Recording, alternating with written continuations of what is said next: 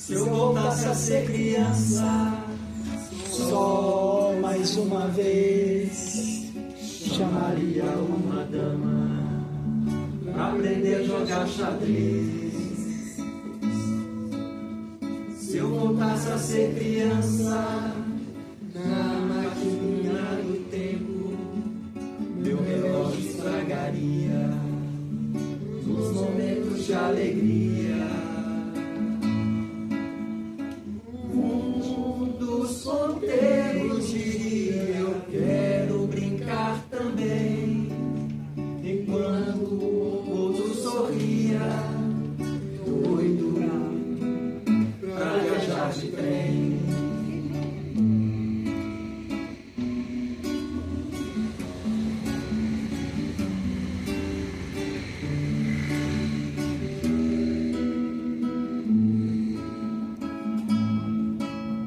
Se eu voltasse a ser criança, só mais uma vez, já ia nascer falando, só para assustar vocês.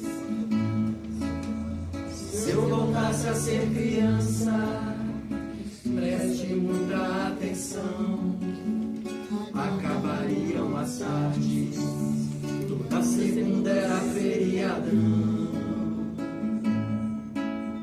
Se eu voltasse a ser criança, não queria mais crescer. Por isso é que conto histórias, pra alma não envelhecer. Mesmo de cabelos brancos, tocando meu violão, sempre levarei comigo o menino que joga botão. Terminando essa história em forma de cantoria, seja uma eterna criança cheia de amor e magia.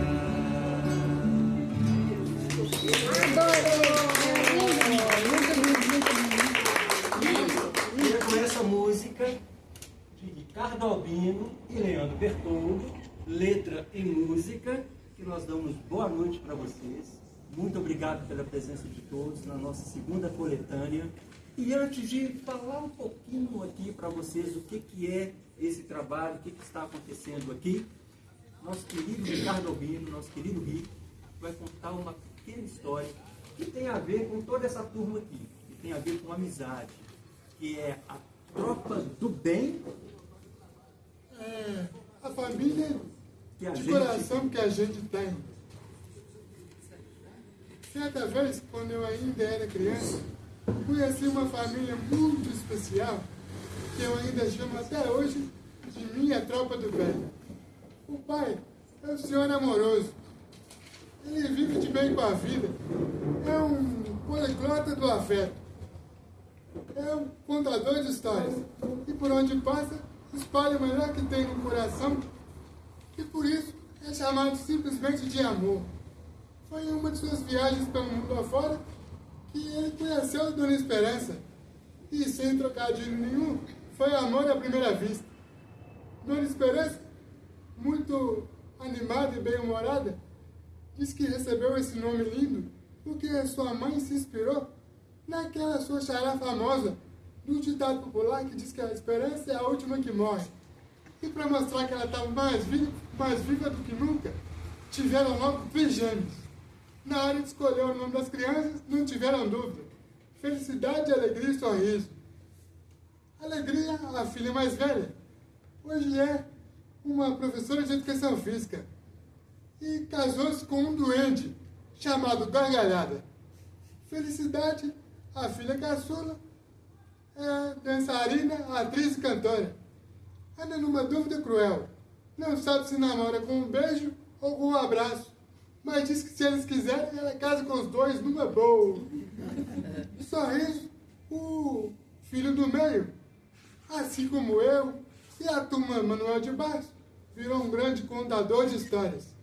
É casado com a amizade e dizendo que o relacionamento dos dois funciona muito bem até hoje, justamente por um encontro entre a amizade sincera e o sorriso de verdade. E ele, para não fugir à regra familiar, teve gêmeas, minhas afilhadas, inclusão e acessibilidade. Elas não se desgrudam para nada. E dizem que puxaram o tio Rick, porque adora uma festinha. Aliás, ele está chegando por aí. O Sorriso disse que vinha na festa. Mas antes, foi buscar duas amigas nossas, a Elisa e a Carol. E aí, meu povo, eu pergunto para vocês, minha tropa do bem é ou não é a família de coração que a gente tem?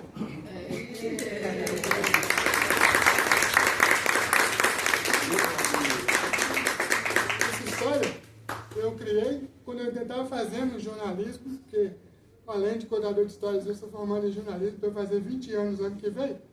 E quando eu criei meu blog, cronicacultura.com, eu comecei a publicar algumas crônicas na época do jornalismo, para eu ter ela guardada. E essa história foi criando, porque eu falei, eu vou colocando os sentimentos que eu tenho como personagem. E acabei virando contador de história.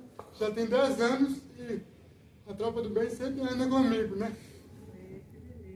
Maravilha. Tá sempre muito bem. Então, gente, boa noite para vocês. Como eu falei, é uma alegria imensa estar aqui de novo. Estamos fazendo um ano que estivemos aqui, né? Um ano. Foi em julho do ano passado, só não foi dia 5, acho que foi dia 12. Né? Ah, o dia certo eu não lembro. Mas foi em julho do ano passado, nós estávamos lançando a nossa primeira coletânea Histórias e Versos. Mostra, tá aí, ó. Sim, cadê? Ah, tá aqui. Né? Histórias e Versos foi a primeira coletânea há um ano atrás. E agora estamos lançando a Histórias e Versos, parte 2. Tá? O que é esse trabalho, gente? Eu não sei se vocês estiveram aqui no ano passado. Eu Esteve, né? Algumas pessoas estiveram, outras não. Mas só relembrando, resumidamente para quem teve, né? Eu acho que da vez passada eu falei muito, eu contei muita história. Mas a Árvore das Letras, gente, é a nossa editora Escola Atelier, que existe desde 2014 na cidade de Padre Paraíso, lá no Vale do Jequitinhonha. Padre Paraíso é o portal do Vale do Jequitinhonha, a primeira cidade do Vale. Eu sou de Belo Horizonte, mas tem 15 anos que nós fomos para lá. A minha filha que está ali, que tem 20 anos, ela tinha 3 ou 4 aninhos. E lá nós começamos a trabalhar com a literatura. Então, a Árvore das Letras, ela nasceu a partir de um curso de leitura e escrita, chamado Vivenciando a Linguagem, Leitura e Escrita, que era ministrado para jovens e adultos. Crianças ainda não, ela veio depois, e assim nós ficamos alguns anos.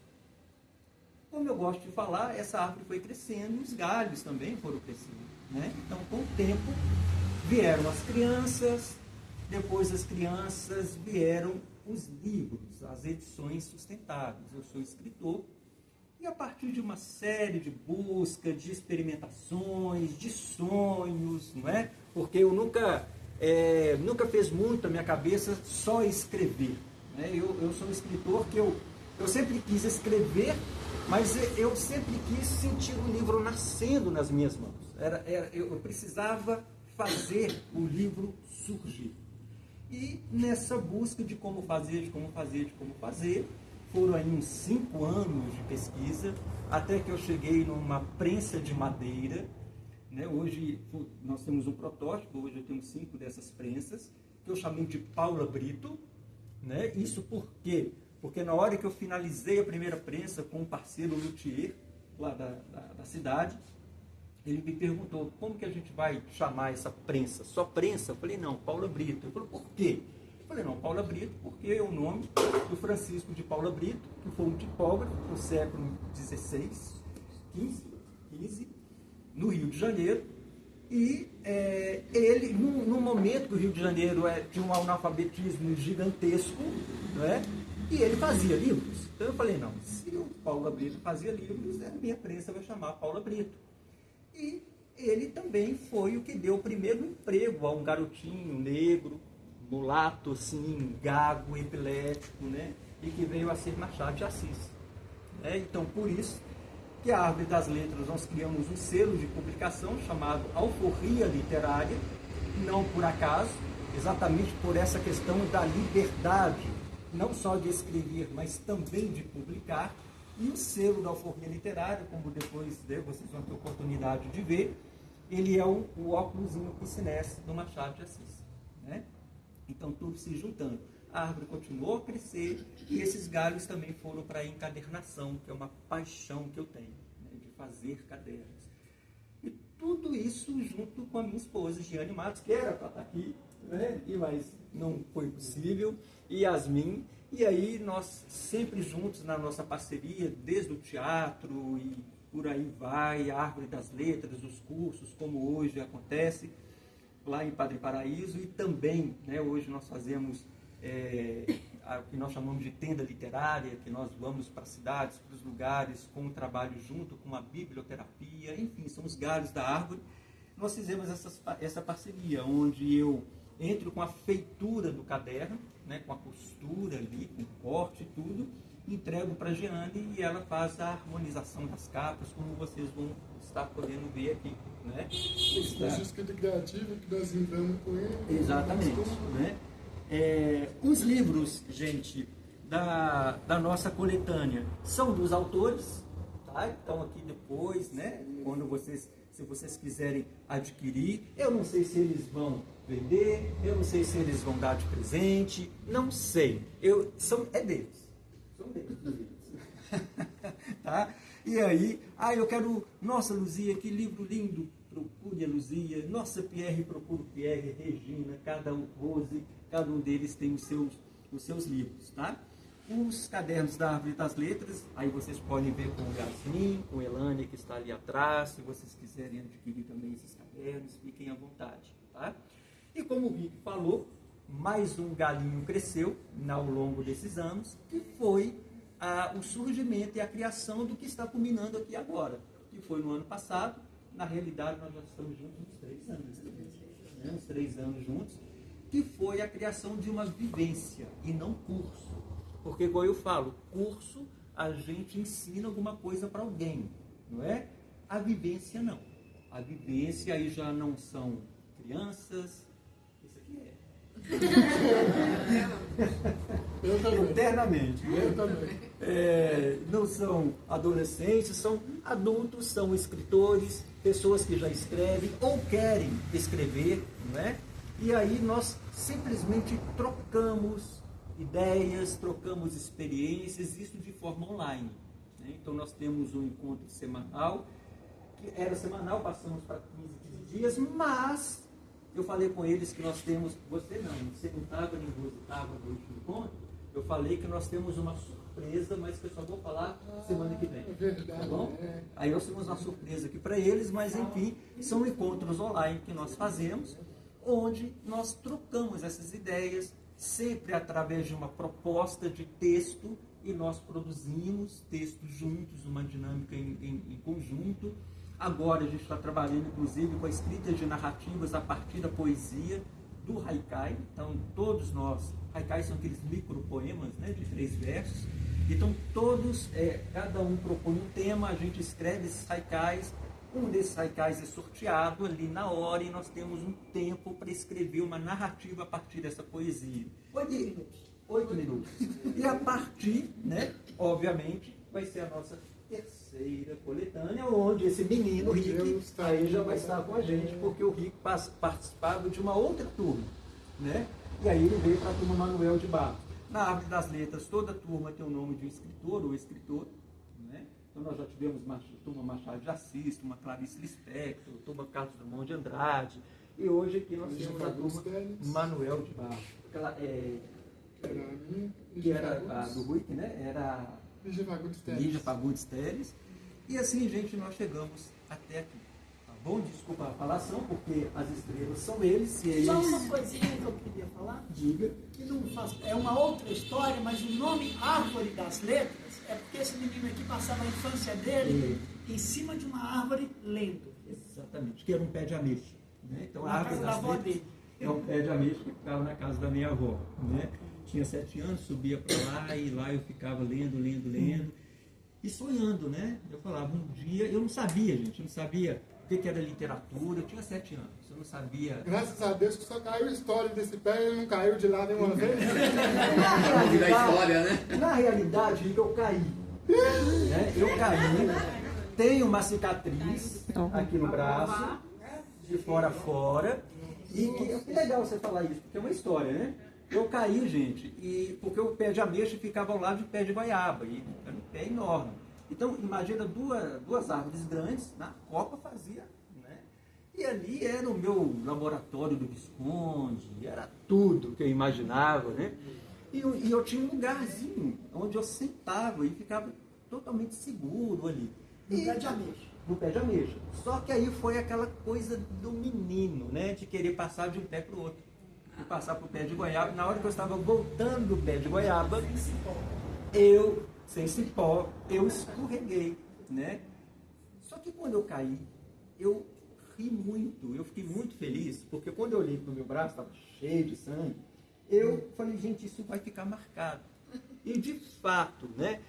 Eu acho que só estou aqui, não tenho certeza, porque o pé de ameixa me protegeu. Quando eu fui caindo, ele foi me protegendo. O de goiaba derrubou ele. O de goiaba derrubou e o de ameixa protegeu. E de fato, quando eu olho essa cicatriz, eu falei, não, eu carrego essa história no corpo, né? Na alma e no corpo. Né? Então eu tenho essa história para contar. Legal. Eu sabia que tinha história escondida no tem história. E é isso, gente. E aí, anos depois, né, lá em Padre Paraíso, quando nós iniciamos esse trabalho, minha esposa também falou, Leandro, a gente tem que batizar esse trabalho, né? O que a gente faz? Como que a gente vai chamar? Né? E eu falei, eu não sei. Ela falou, mas já existe o nome. Eu falei, qual? A Árvore das Letras. Né? Por causa dessa história desse pé de ameixa. Então eu tinha 7 anos, hoje eu tenho 50 e quantos, Yasmin? 3. Vou fazer 53, né? Então vou fazer em agosto. Esconde não. Vou fazer. Gente, vamos lá. Eu sou menos novo que você. Falei, as estrelas são eles. E outra coisa. Dentro, a vida sempre nos apresenta coisas boas, pessoas maravilhosas.